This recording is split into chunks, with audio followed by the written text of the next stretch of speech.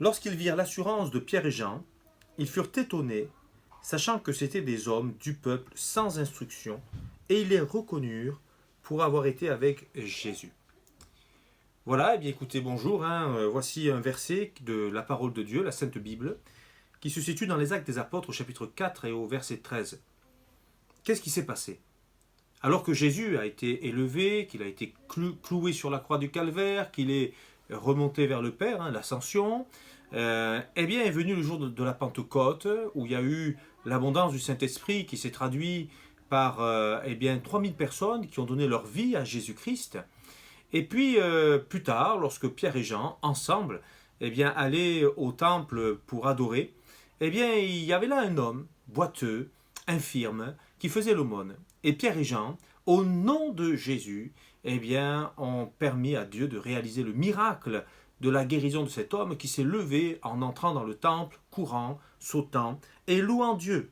Alors, les gens étonnés s'approchèrent d'eux, ils ont pu annoncer l'évangile, et puis pour les remercier d'avoir été les instruments que Dieu a choisis pour faire un miracle, on les a mis en prison. Et puis on les a interrogés.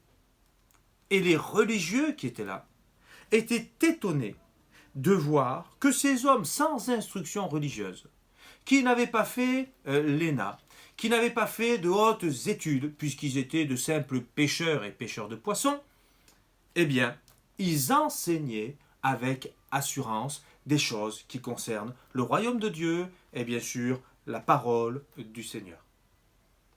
Qu'est-ce qu'ils ont dit? Au verset 11, voici ce qu'ils disent. Jésus est la pierre rejetée par vous qui bâtissez et qui est devenue la principale de l'angle.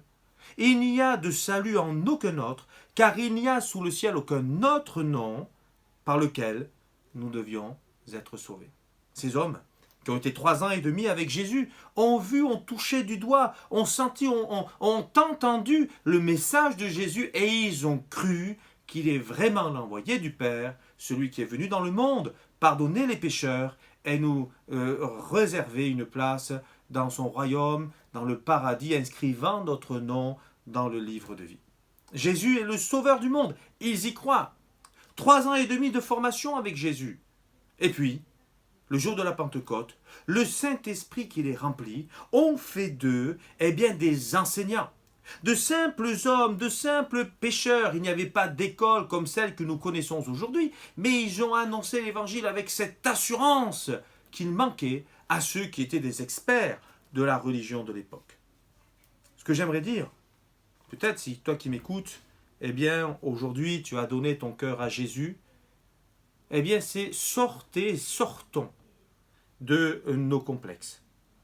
Pas besoin d'avoir des complexes d'infériorité, parce que peut-être on n'aurait pas fait de hautes études, parce que le Saint-Esprit est le meilleur maître qui soit, pour nous enseigner les certitudes, pour nous enseigner la parole de Dieu, pour nous faire comprendre avec certitude les promesses que Dieu nous a faites. Il est avec nous et il est avec toi tous les jours jusqu'à la fin du monde et il ne fera pas défaut.